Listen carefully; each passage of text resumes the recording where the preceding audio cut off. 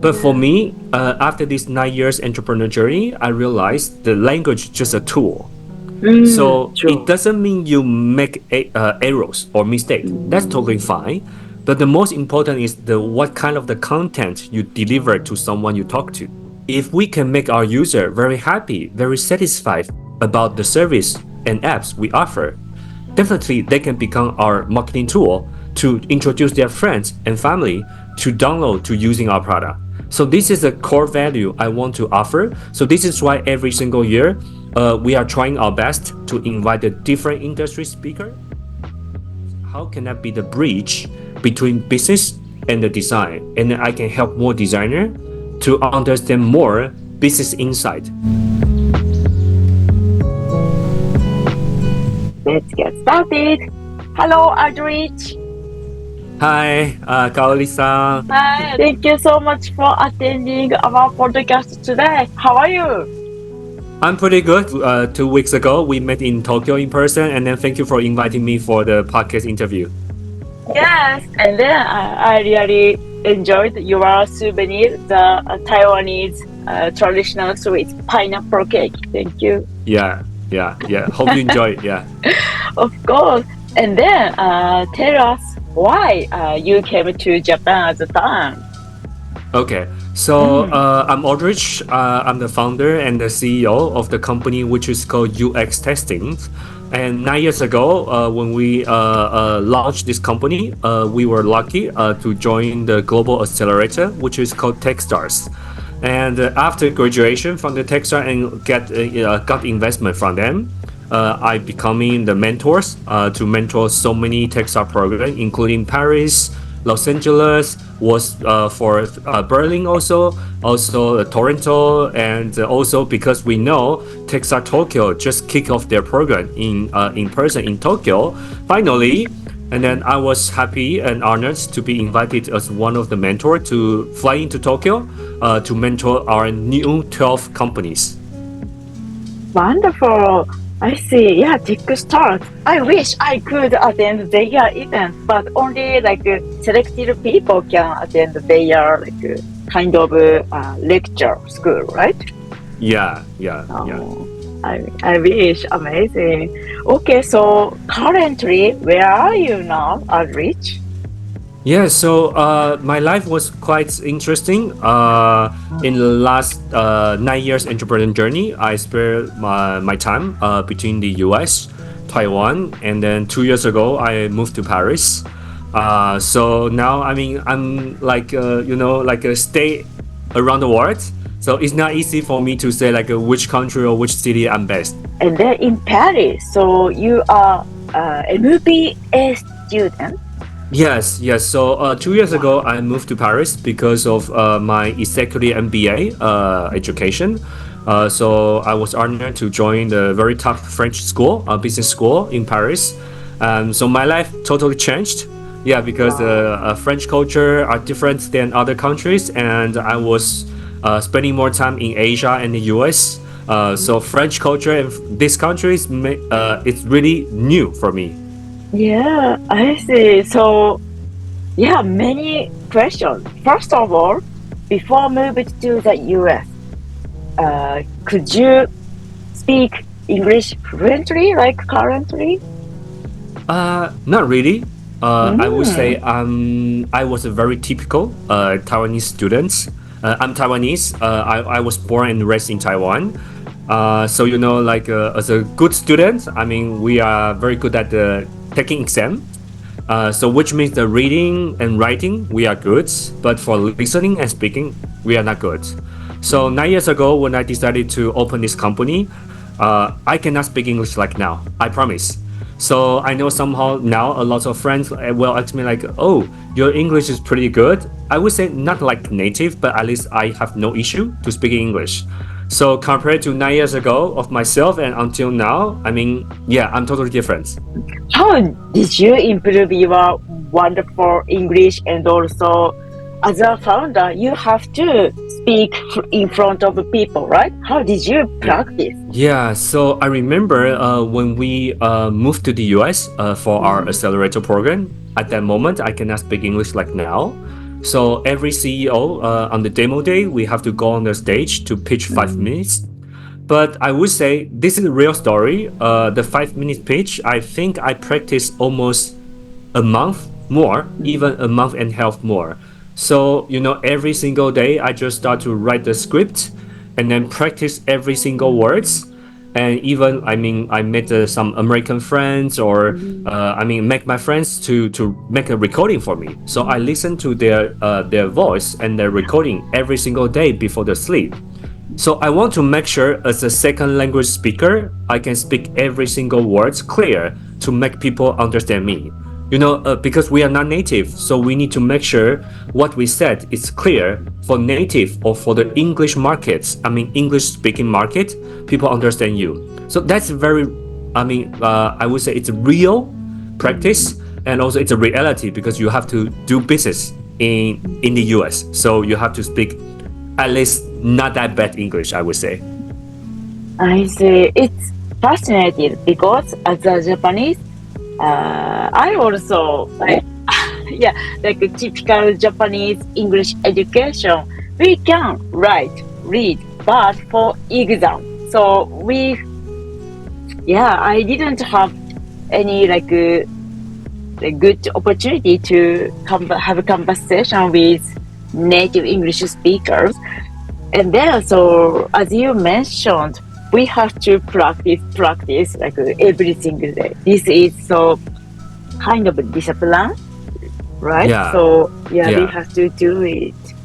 Yeah, and also I think also the mindset, because before when I was in Taiwan, I feel a bit embarrassed when I speak in English in front of my classmates because we speak Chinese definitely. But if you switch to the English, you feel like a bit shy, or even when you for example, you are in Tokyo, I'm in Taipei, and then you see the foreigners on the street, you feel like a little bit embarrassed speaking with them because you are worried about to making mistake. But for me, after this 9 years entrepreneur journey, I realized the language is just a tool. So true. It doesn't mean you make errors or mistake. That's totally fine. But the most important is what kind of the content you deliver to someone you talk to. Yeah. So I would say English is the language that you don't really care about the grammar, and then people can understand you, compared to French and Japanese, I would say. Yeah, it's more about grammar, and then when you talk to senior, junior, elder in Japanese, you need to use other ways to speak. So English somehow is for this part, I think it's way more easier. Yeah, just the mindset. And I know my life in Taiwan also, I have a lot of Japanese friends. We are a bit worried about we have the accent. Yeah. But for me, accent doesn't mean anything. Accent actually means your identity. It's just because you are Japanese, you part of being Japanese, you have very unique culture. So you have Japanese accent. That's 100% true and right and makes sense for me. But for example, like me, I'm Taiwanese. So when I speak English, if I have Taiwanese accent, that totally makes sense, right? Definitely I make my efforts to practice my accent to make people understand me more clear. But it doesn't mean I lost my identity. Yeah. So if you change your mindset, yes, I'm Japanese, I'm Taiwanese, I can speak English, but without like a local accent. That's for me also doesn't make sense, right? If you raised and born in Japan, you speak very good English. I may actually maybe you raised in US, not in the Japan, right? So it's just mindset change. If you accept that, if you know that's pretty makes sense, so everything will be okay. Yeah. So just I need to. I would say 9 years ago, I also need to overcome this barrier, and then feel like okay, I can speak English, so I can improve every single day. But a lot of people ask me like, oh, do you go to the English cram school or do you listen to the English podcast? Actually, no. Because I have to do business every single day, and more and more my team members, they are all English speaker. So when you speak English every single day, definitely your English will improve just naturally. I see. Thank you so much for sharing this wonderful wisdom. Many Japanese people, we have like perfection. So after my English is become perfect, I can go to the US. No, you have to go right now. Like, Yeah, exactly. And also, I would say for me, making mistake or making errors is the best way to learn. Yeah. So you making more mistake, it's also help you to learn. Okay, next time I need to change this word. Next time I need to revise my grammar. Yeah. So for me, yeah, just mindset change more than like okay, I definitely understand the Japanese culture look for the perfection, but in the reality, there's no perfect day for you. yeah, you are right. Yeah. So, Aldrich, speaking of failed experience, and then we can improve. So it's kind of UX. So you Yeah. are hosting a about UX event, online event, right? So tell us about the story. Yeah, so actually, it's 6 years ago. My company, we decided to host our UX conference, which is called Savvy, SAVVY, Savvy UX Summit. And then the first year we were host in Taipei, and then Bangkok, and then due to COVID, so we moved this event online. So actually, the vision and the mission of this event is because I realized for the designer, UX designer, UX researcher, or even just UI designer, we have a big gap between business decision maker, or I would say like a business people. So a lot of business decision maker, they think the UX or UI practitioners like you, like me, we are just making website looks better. But they didn't know the value we can offer is that, for example, we can interview our user. What do they need? We understand how user navigates of our app and the website. So actually, we can do more, understand the user behavior, and then we can design the product they love, and then they can stuck on our product. So a lot of company always focus on like a user acquisition. So we do a lot of marketing campaign. We try to buy some like a Google AdWords linking campaign. We want to attract people download our product or using our product. But at the same time, we also need to learn how we keep our user as a loyal user. So the best marketing tool is mouth. Yeah. So if we can make our user very happy, very satisfied about the service and apps we offer, definitely they can become our marketing tool to introduce their friends and family to download to using our product. So this is a core value I want to offer. So this is why every single year we are trying our best to invite a different industry speaker. For example, this year our Savvy UX Summit will be on November 7th and 8th. 2 days, it's a virtual event, and we invite a lot of speakers, including Airbus, including LVMH. Yeah, so for example, the UX engineer or manager, I forgot his title, and Stephen, he will share about what is a UX design means in Airbus, because Airbus is one of the biggest manufacturers companies in the world. They create the airplane. So the UX somehow for digital product or for what we understand is to make things easy to use. But from the airplane, because of airplane industry, I would say aviation industry, the most important is safety. So the definition of UX somehow is different from what we learn from Google, from Uber, this kind of the software company. Yeah. And also one of our speakers, she's from Louis Vuitton, LVMH, but actually she's from Moet Hennessy. And she will share about the UX with the branding, because Moet Hennessy is a wine, I would say in general it's a wine company. So they really care about the branding, the shape of the bottle, and how customers, how clients interact with the product. So this is why I said we always invite different industry speaker to make sure we can deliver the value UX we can offer, but just from different industry. So the audience are globally. So for example, like 2 years ago, was an online event as well, and then we link with over 120 countries attendees around the world at 2 days. And I was happy when I was in Tokyo. I met the two attendees. They know me from online, But finally, we meet in person, and I feel really happy that they said they also make friends by our event, and finally we met in person. Amazing. Okay, so maybe many our listener want to attend your 2 days summit. How can Yes. we find your event? Yeah. So you can go to our website. It's which is called Savvy UX Summit. So if you go www.savvyUX.com, you will see all the agenda and also all the speaker and their presentation title. And now, because we are still in the promotion period, so you can get your tickets with the promotion price before October. I see. Thank you. Good to know. Thank you. Okay, next question.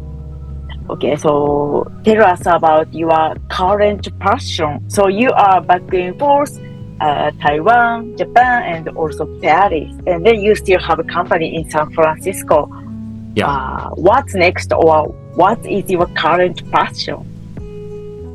I would say current passion after opening this company, I fully into UX, psychology, and brand science. But at the same time, I also understand the designer and UX researcher in the market somehow a bit like an underestimate. Yeah. So my passion right now is that how can I be the bridge between business and the design, and then I can help more designer to understand more business insight.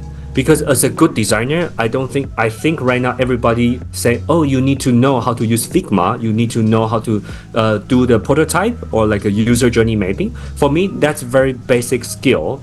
But like right now AI is booming, and even you can see like a healthcare, a lot of industry. We still need a designer. But again, also we also need a designer who have more domain knowledge. So this is why this is my passion at that. If I hold most event, or if I got invitation from other events, I want to be the bridge to help more designer to understand business, and also I can educate more business people understand how you hire, how you leverage the value we can offer for you to make your company more successful. Amazing. Don't you have your online course? I would love to attend your online course. No, yeah, I don't have my online course, but I mean, I keep writing article. Especially like personally, I pretty into cultural differences because like my story, I was in the U.S. between U.S. and Taiwan, and then I also pretty close to the Japanese culture, and I was living in Hong Kong and Singapore before, and also 2 years in Paris. So I realized the cultural differences one of the things I've pretty interested. Definitely, I met a lot of cultural shock, even very hard life, I would say. But when you understand more, you realize actually a lot of cultural tips can help you become the global talent. And even when you travel or even you move to other country for work, you are easy to adapt. So this is why this is also one of the things that I'm still keep very energetic about to understand the cultural differences. I see. So speaking of your writing, how can we find your blog or newsletter or articles? Yeah, actually, right now I wrote a lot of article, but I'm still in the editing. You can find my article on my Medium, the blog platform. So you just search my name, Aldrich Huang, and then you can find it. But more now, I will post more article on my LinkedIn. So feel free to follow my LinkedIn, and then you will see the article I wrote. Wonderful, amazing. Okay, we can put your LinkedIn link and also your summit link. Yeah, please. Yeah, thank you so much. Okay, so last question. You look super healthy and amazing positive energy. So how do you keep your healthy mindset? Do you do meditation or yoga or journaling? Yeah, so actually I experienced very hard time in the last 2 and 3 years about the mental health. So actually this year I'm getting better. So you see I feel energetic. But I would say in the last 2 and 3 years I really read a lot of books about psychology, about depression. But at the same time, I would say I really control what I eat. I know somehow, I mean, I should get happiness by like eating very good sushi, ramen, but because I travel a lot, I would say. Yeah. So this is my like a personal tips that when I travel, especially cross-border flights, I control myself, don't eat fried food, and I take more protein. Yeah, I see. Good practical tip. Don't eat a lot of fried food. yeah. I mean, especially Oh, travel. Yeah, because you I need to see. adapt the jet lag. So you need to make your body more fresh, more clean, and then you are easy to adapt the jet lag. And also now this year, actually every single day, I went to the gym. Mm, I don't really like a workout. You can see like I'm not really muscular, but I would say I'm pretty fit. mm, And drink a lot of water. Yeah, because I when I see. look back to my life, I realize okay, as a founder, we are very busy, and then we just finish the ramen in 5 minutes, we finish the bento in 10 minutes. But now when I eating, I just eating. Yeah, Mm, I don't check my phone. I don't watch TV because I need to enjoy and live at this moment. Yeah, this is what I learned. Don't make you more nervous, and then you enjoy the food. The food is delicious or not, whatever, but just do one thing at the one time. And then as a startup founder, because a lot of people are not entrepreneur or not founder background, so you cannot imagine how difficult or how hard of this job is. So I strongly recommend all the founders, or I mean our audience, if you are eager to open your own company, your entrepreneur journey, health is your priority because health is your assets to operate this company.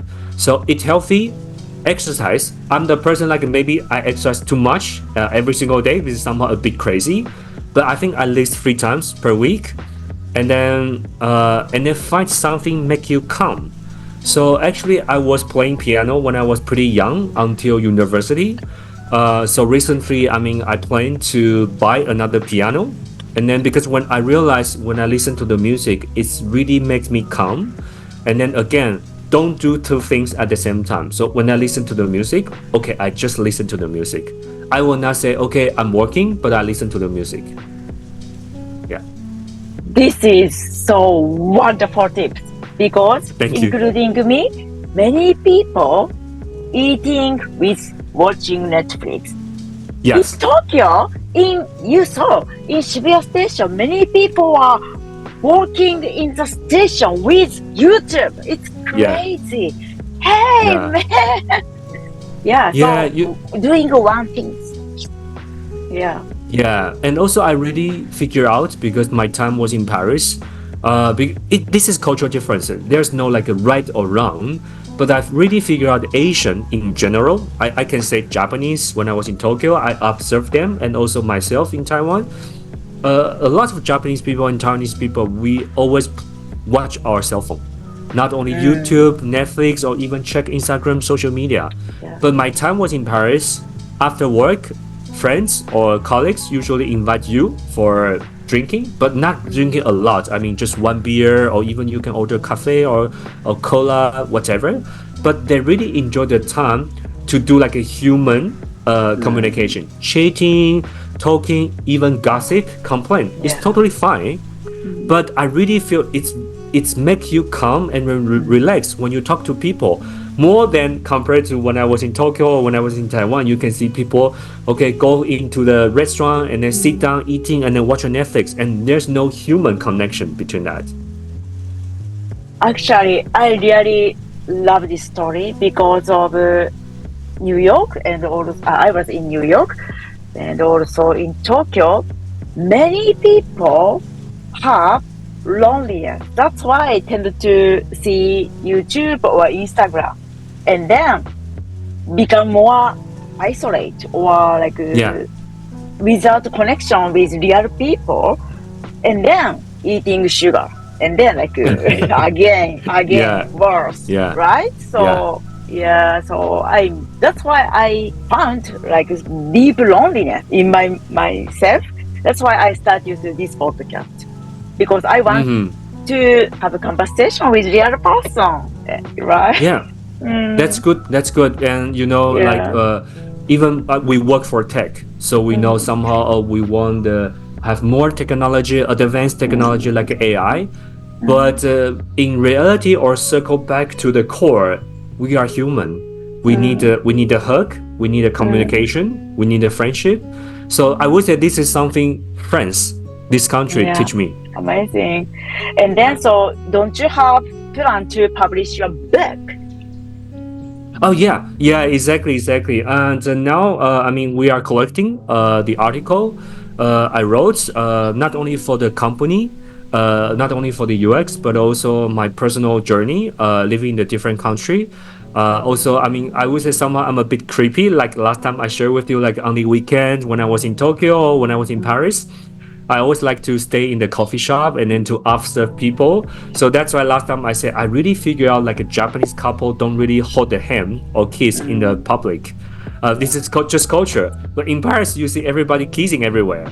So I also wrote it down a lot of the cultural tips, including, for example, like if you travel, I mean, if audience or anyone you want to travel to Paris, try your effort, just one sentence, one word.